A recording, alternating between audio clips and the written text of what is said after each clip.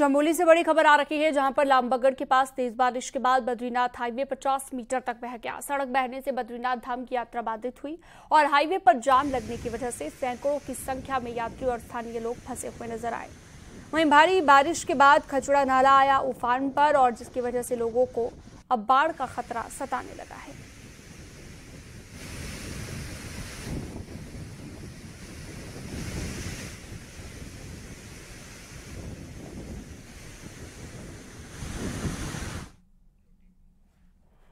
आगे बढ़ते हैं, पिथौरागढ़ के धारचूला में लैंडस्लाइड ने खासी दिक्कत पैदा कर दी है। तपोवन के पास पहाड़ी से विशालकाय बोल्डर गिरने से एक मकान पूरी तरह से टूट गया है। इतना ही नहीं, धारचूला लिपुलेख रोड पर दोबांट के पास भारी लैंडस्लाइड हुआ, जिसके चलते रोड बोल्डर से पट गए हैं और रोड के बंद होने से बॉर्डर की कनेक्टिविटी फिर से टूट गई है। बहुत ज्यादा है, आज नहीं खुलेगा। चमोली में कल देर रात भारी बारिश हुई और एक बार फिर से बद्रीनाथ हाईवे बाधित हो गया। बद्रीनाथ राष्ट्रीय राजमार्ग कई जगहों पर मलबा आने से बाधित है। कमेड़ा, नंदप्रयाग और इसके अलावा सैलग, हनुमान चट्टी, बाबा आश्रम, कर्णप्रयाग, बेनाकुली के पास भी मार्ग पर मलबा आने की वजह से मार्ग बाधित हो गया है। हाईवे के दोनों तरफ बद्रीनाथ धाम, हेमकुंड जाने वाले तीर्थ यात्रियों के लिए भी स्थानीय लोग अब परेशान हो रहे हैं।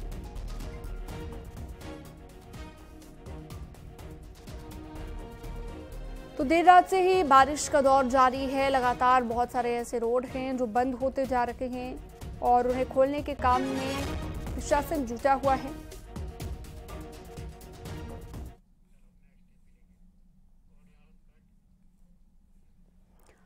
और चलिए आगे बढ़ते हैं। उत्तरकाशी में बारिश के चलते मलबा आने से गंगोत्री और यमुनोत्री हाईवे बंद हो गया। गंगोत्री हाईवे सुनगर स्वारीगाड़ बंद हो गया था, जिसको बीआरओ ने अब खोल दिया है। यमुनोत्री हाईवे डाबरकोट के पास भारी मलबा आने से बंद हो गया है। तो 7 घंटे से यात्री यहां पर फंसे हुए थे। घंटों मार्ग में जाम लग रहा है।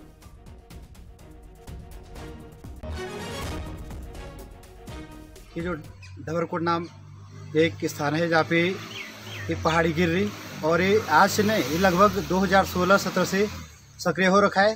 बीच में 1-2 साल शांत रहा, लेकिन अब फिर से ये विस्फोट करने लग गया है। और ये यात्रियों के लिए, जो देश प्रदेश से जो यात्री आ रहे हैं उनके लिए और स्थानीय जनता के लिए ये नासुर बना हुआ है। और सरकार इसके लिए बार बार हम अखबारों में देखते हैं, न्यूज़ चैनलों के माध्यम से देखते हैं कि नहीं जी, आज इसका ये समाधान होगा, आज ये सुरंग बनेगी, कल ये होगा, ये होगा।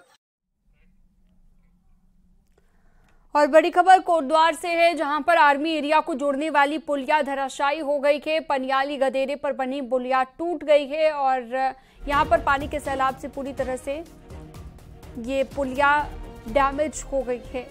पुलिया के जरिए आर्मी के ट्रकों की आवाजाही होती थी, लेकिन अब ये आवाजाही नहीं हो पाएगी इस पुलिया टूटने की वजह से। अनुपम भारद्वाज फोन लाइन पर जुड़ गए हैं ज्यादा जानकारी के साथ। अनुपम, अभी क्या अपडेट है? क्या अब कोई ऑल्टरनेट रास्ता निकाला गया है ट्रकों की आवाजाही, क्योंकि यहाँ से होती थी आर्मी के ट्रकों की, और कैसे ये हादसा हुआ ये भी बताइएगा, कैसे ये पुलिया टूटी? देखिए, देर रात से भारी बारिश कोटद्वार में चल रही है और पहाड़ों पे भी खासतौर पे बारिश चल रही है, जिसके चलते अब जो पनियाली गदेरा है जो शहर से बीच से होकर गुजरता है और इसी गदेरे पर एक पुलिया बनी हुई थी जो आर्मी कैंट जो एरिया है, आर्मी एरिया को है उसको जोड़ती है। कौड़िया में ये एरिया है आर्मी का, वहां पर इसको कनेक्टिविटी बाजार से रहती है और ट्रकों की जो आवाजाही है वो इसी पुलिया के थ्रू होती थी। लेकिन अब ये पुलिया है, क्योंकि रात से बारिश चल रही है, भारी बारिश के चलते सैलाब पनियाली गदेरे में आया और उसका नतीजा रहा कि ये जो पुलिया है वो धराशायी हो गई बीच से और उसका टूट गया है पुलिया। और अब जो ट्रकों की आवाजाही है उसके वैकल्पिक मार्ग के तौर पे अब ये काशीरामपुर तल्ला जो इलाका है वहां से भी आर्मी एरिया कनेक्ट होता है, तो उस रास्ते को भी खोला जाएगा।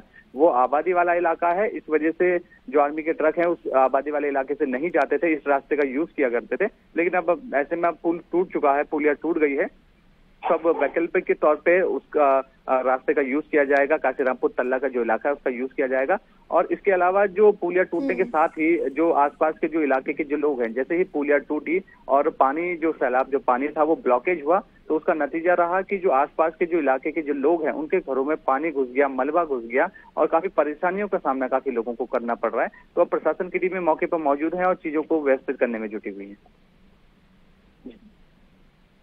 ठीक है, बहुत शुक्रिया तमाम जानकारी के लिए आपका अनुपम। कोटद्वार की बात करते हैं। भारी बारिश के चलते यहां पर पनियाली गदेरा भयानक उफान पर है। कोटद्वार में एक बार फिर से आपदा जैसे हालात पैदा हो गए हैं।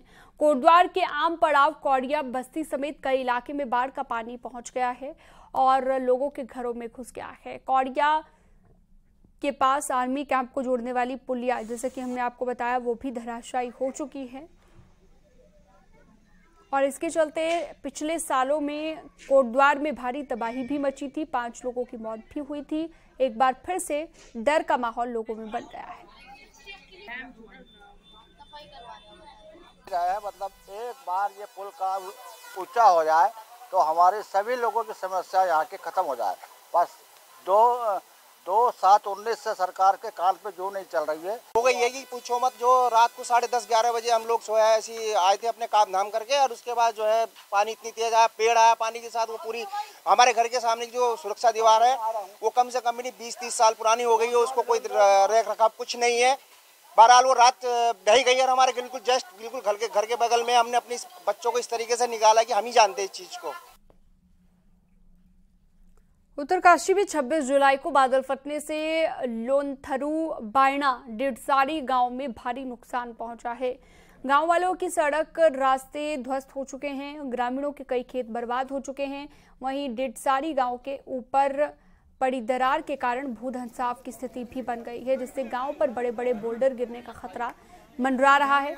गांव के ग्रामीण भी दहशत में हैं। भाजपा के गंगोत्री विधायक सुरेश चौहान ने गांव का दौरा कर जायजा लिया है। मौके पर विधायक ने ग्रामीणों को उचित कार्य करने का आश्वासन भी दिया है। और तमाम जो काश्तकारों के खेत हैं वो पूरे तरह ध्वस्त हो गए। सड़क का कहीं नाम और निशान नहीं है। गांव के लिए पूरा खतरा बना हुआ है। इसको देखने के लिए आए। मैं ग्रामवासियों को पूरा आश्वस्त कर रहा हूं कि इस पे तत्काल कार्रवाई की जाएगी। गांव को बचाने के लिए जो गांव के ऊपर जो दरार पड़ गई है और उसमें बहुत बड़े बड़े पत्थर गांव की तरफ जो है लटकने के लिए वो हैं, तो कल ही इस पर जो है बड़ी मशीन लगाकर और किसी तरह से उन पत्थरों को एट दी स्पॉट जहां पर वो पत्थर खसकने का खतरा बना हुआ है कि गांव के ऊपर ना आए, गांव में कोई हादसा ना हो। और देहरादून से एक बड़ी खबर आ रही है। बीजेपी अध्यक्ष जेपी नड्डा की नई टीम घोषित हो गई है। उत्तराखंड राज्यसभा सांसद नरेश बंसल को इसमें जगह मिली है। सह कोषाध्यक्ष बनाए गए हैं बंसल। राज्य से टीम नड्डा में किसी और को जगह नहीं मिली है, जबकि राज्यसभा सांसद नरेश बंसल को जगह मिली है।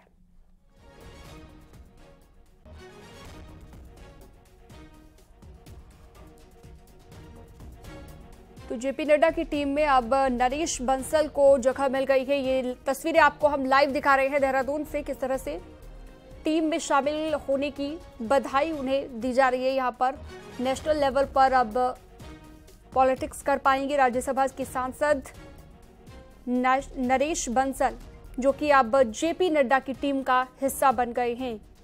और किसी को भी उत्तराखंड से जगह नहीं मिली है। सह कोषाध्यक्ष इन्हें बनाया गया है जेपी नड्डा की टीम में। तो बीजेपी के भारतीय जनता पार्टी के राष्ट्रीय अध्यक्ष की नई टीम यहां पर सामने आ गई है। पहाड़ों में बारिश से हाल बेहाल है। कई सड़कें बाधित हो रही हैं। कई गांव वाले इलाकों में भूस्खलन का खतरा बन गया है। स्कूल से लेकर गांव तक खतरे में आ गए हैं और एक पहाड़ों में स्कूलों में अध्यापक नहीं है, दूसरी तरफ बारिश के बीच बच्चे डर के साए में पढ़ाई करने को मजबूर हैं। जोशीमठ विकासखंड के दूरस्थ गांव पंगनों में हालात कुछ इस तरीके के हैं कि ये अध्यापक भी नहीं है और विद्यालय के ऊपर लगातार भूस्खलन भी हो रहा है।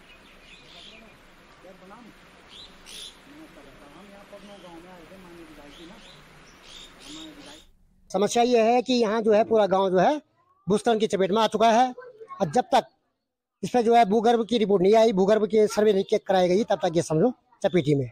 और यहाँ 25-30 परिवार लगभग ये तो बिल्कुल चपेट में। स्कूल की स्थिति यह है कि यहाँ पर टीचर तो है नहीं।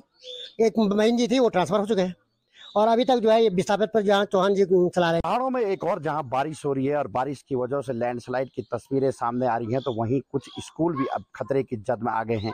एक और पगनों गांव में भूस्खलन का खतरा, दूसरा इस विद्यालय में अध्यापकों की कमी की वजह से विद्यालय में जो पठन पाठन है वो नहीं हो पा रहा है। आप देखिए यहाँ पे एक टीचर यहाँ पे भेजे गए हैं, जो व्यवस्था के तौर पर यहाँ पे उनको भेजा गया है, और जो बच्चे हैं वो बारिश के बीच भी यहाँ पे पढ़ रहे हैं। लेकिन सबसे बड़ी समस्या ये है कि टीचर यहाँ पे स्थायी तौर पर नहीं है, और जो लोग हैं, जो ग्रामीण हैं, वो कह रहे हैं कि यहाँ पे व्यवस्था के तौर पर टीचर को भेजा जाना चाहिए। और इसके अलावा जो एक डर भूस्खलन का है वो भी लोगों के दिमाग में है। तो कहीं ना कहीं जो परेशानियाँ हैं इन दौरान अगर हम देखेंगे मानसून की बारिश में, तो वो कहीं ना कहीं निकल कर आ रही है। ऐसे में जो समस्याएं हैं पहाड़ में वो निरंतर बढ़ती चली जा रही है। नितिन सेगवाल, न्यूज़ 18, पगनों गांव, जो पहाड़ों में भारी बारिश और भूस्खलन से लोगों के अस्तित्व पर अब खतरा मंडराने लगा है। अब बागेश्वर के लीमा गांव से जमीन धंसने लगी है। 6 हेक्टेयर भूमि को भारी नुकसान यहां पर पहुंचा है और लोगों में भय बना हुआ है। उन्होंने दूसरी जगह पर बसाने की मांग की है। लोगों ने किसी बड़ी आपदा की आशंका को देखते हुए विस्थापन की मांग की है। पंचायत कपकोट में वार्ड नंबर 5 लीमा में भारी बरसात के कारण पूरे जमीन धंस चुकी है। यहाँ एसडीएम तहसीलदार का दौरा हुआ। गांव वाले चाहते हैं कि जो नेली में जो क्वारी वालों को बसा रहे हैं, ये गांव वालों को बसाया जाए। क्षेत्र कपकोट में भयंकर अतिवृष्टि हुई थी, उसी का परिणाम आज वार्ड नंबर 5 जो हमारा लीमा तोक है, वहाँ पर लगभग 6 हेक्टेयर भूमि पूरा धंस चुका है। लगातार हो रही बारिश की वजह से टिहरी डैम की झील का जलस्तर लगातार बढ़ रहा है। बिजली उत्पादन में भी इससे बढ़ोतरी हुई है। जुलाई महीने के अंत में इस बार टिहरी डैम की झील का जलस्तर 812.88 मीटर पर पहुंच गया और टिहरी डैम से 581 क्यूमैक्स पानी का डिस्चार्ज किया जा रहा है।